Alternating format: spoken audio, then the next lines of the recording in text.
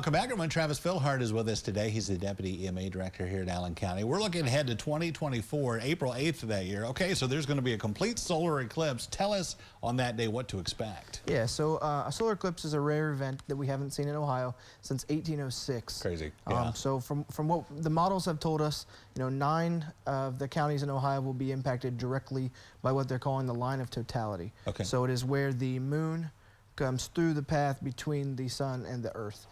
We will see a shadow cast right along the line of totality. It should pass through Ohio. It'll only take about 10 minutes to go from southwest to northeast Ohio. But in our area, we can expect to see it from between 2 and 4 minutes of total eclipse. And that's an exciting event for us. So it'll be like it's nighttime here, just briefly. It'll be dark. You can expect some temperature. What people have told us before is you can feel the temperature sink up to 20 degrees. You'll see, darkness. If you choose to view it, please do it safely. But you can look up and see the path where the moon has completely covered the sun's rays. As you said, we're one of the areas where you can really see it. As mentioned, astronomy.com, of all the cities in the nation, said Lima was the 13th best place to see it. What do you expect? What you guys are planning now, which is smart, but what do you expect? Are there transportation issues, all kind of things you're looking at? Yeah, so the one big thing we are planning for is the population of Lima or of Allen County could triple or quadruple in size. So we could expect up to 300,000-400,000 people in our county. Yeah, and you brought up a very good point, because if you read the research on 2017, when there was a similar event out in this area, that's what people did. They traveled from the East Coast. They traveled, and so that's what you're following.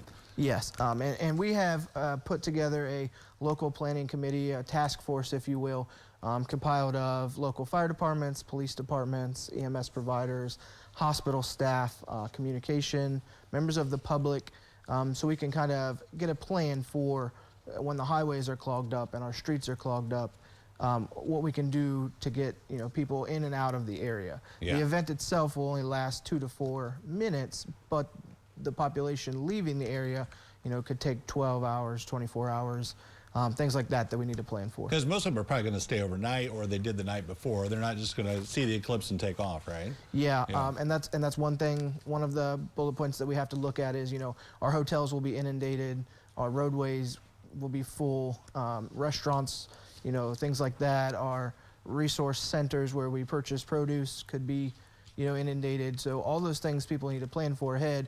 2024 seems like it's far off, but in reality, it'll be here before we know it. Yeah, so I say you don't want to do this a month before. Now, one of the other hats you wear is 911 coordinator. Do you expect increased activity that day? Yeah, absolutely. As far as 911 is concerned, tripling or quadrupling the population will cause some issues for, people using our 911 centers, and as well as our first responders responding to the scenes of people that are calling 911. Yeah. So, we can expect, longer response times, as well as longer call volume. So. Yeah, because a lot of them are going to be people from out of town who are calling our local 911s.